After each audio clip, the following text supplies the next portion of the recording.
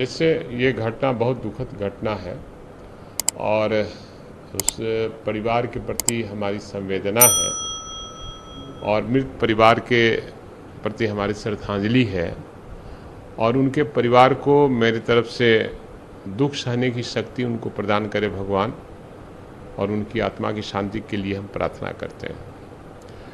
आखिर देश के माने अगर बिहार का लोग है, उत्तर प्रदेश का लोग है, किसी राज्य का लोग है, अगर एक दूसरे राज्य में जाते हैं, अगर उस राज्य में रोजगार नहीं रहता है इस वजह से जाते हैं। अगर देश के प्रधानमंत्री अपने देश में रोजगार का सृजन किए रहते तो शायद हमारे जो लोग आज मौत के मुंह देखने को मिल रहा है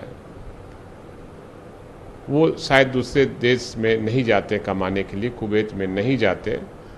प्रधानमंत्री से फिर एक बार मैं कहूँगा कि आपको जनता के हित के लिए काम करना होगा, रोजगार सृजन करना होगा और नहीं तो देश के साथ जो भी लोग हो रहा है वो अन्याय हो रहा है और देश की जनता का कोई काम नहीं हो पा रहा है। राहुल गांधी ने भी इस पे बयान दिया है और कहा है कि मुआवजा ये समाधान नहीं है, उसके ऊपर उठकर कुछ करना होगा सरकार। मैंने कहा पहले ही कि सही बात उन्होंने कहा कि मुआवजा समाधान नहीं है और किसी व्यक्ति को लाया नहीं जा सकता है।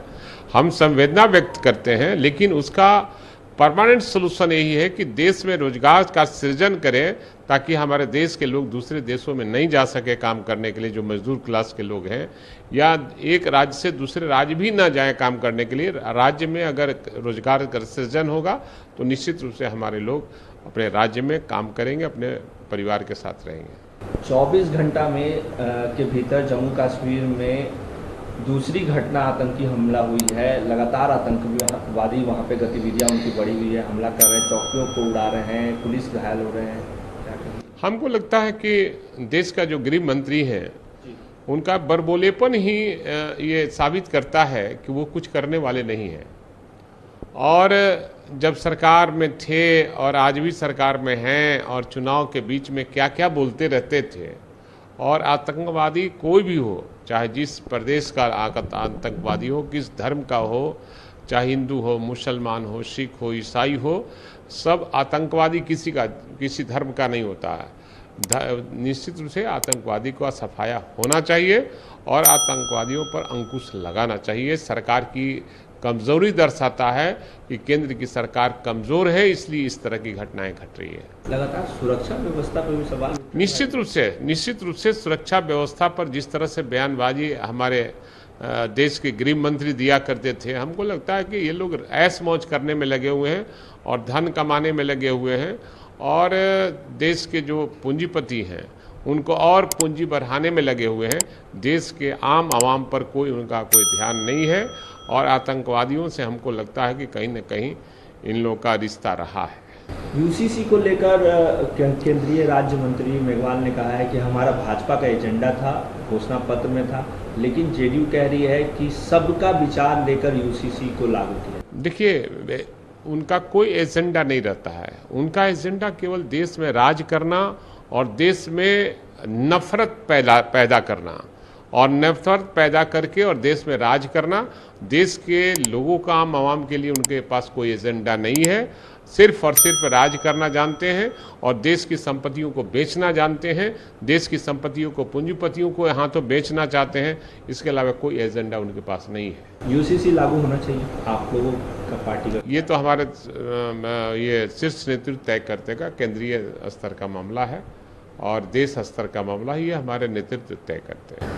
बिहार को विशेष राज्य के दर्जे की मांग आप लोग हमेशा से करते रहे हैं कि बिहार को विशेष राज्य का दर्जा मिले। नीतीश कुमार एक अहम भूमिका में है केंद्र में। अब आंध्र को भी विशेष राज्य का दर्जे की मांग उठने लगी है। कांग्रेस ने भी कह दिया कि आंध्र को भी विशेष राज्य का दर्जा मिलना चाहिए। देखिए, जब अटल बिहारी वाजपेयी जी प्रधानमंत्री थे और इसी पटना के गांधी मैदान में आए थे तो उस समय तत्कालीन मुख्यमंत्री थी आदरणीय राबड़ी देवी जी ने, उन्होंने उठाया था विशेष राज्य का दर्जा देने के लिए, बिहार को विशेष राज्य का दर्जा मिलना चाहिए। लेकिन उस पर कहीं कोई बात नहीं। उस समय एनडीए की सरकार केंद्र में थी तो पता नहीं बिहार के लोग ही लगकर और इस राज्य को विशेष राज्य का दर्जा नहीं देने का काम करवाया। और आज कई वर्षों से ये मामला उठ रहा है और सदन के दोनों सदनों में सर्वसम्मति से सभी दल के लोगों ने पास कराया था कि बिहार को विशेष राज्य का दर्जा मिलना चाहिए। और ये आवाज़ सदन और सदन के बाहर में भी उठती रही और हर पार्टी के लोग उठाते रहे हैं। खास तौर पे हमारे नेता आदरणीय तेजस्वी प्रसाद यादव इस मुद्दे को और भी उछाला और माननीय मुख्यमंत्री भी ने इस मांग को रखा, लेकिन आज तक केंद्रीय ये बिहार को विशेष राज्य का दर्जा नहीं मिला है। आज केंद्र में जदयू भी शामिल है और यहाँ के एनडीए में लोग शामिल हैं। अब विशेष राज्य का दर्जा मिलना चाहिए और विशेष राज्य के अलावा ये पटना विश्वविद्यालय जो केंद्रीय विश्वविद्यालय में शामिल करने के लिए माननीय मुख्यमंत्री ने प्रधानमंत्री के सामने रखा था, वो भी आज तक नहीं हो सका।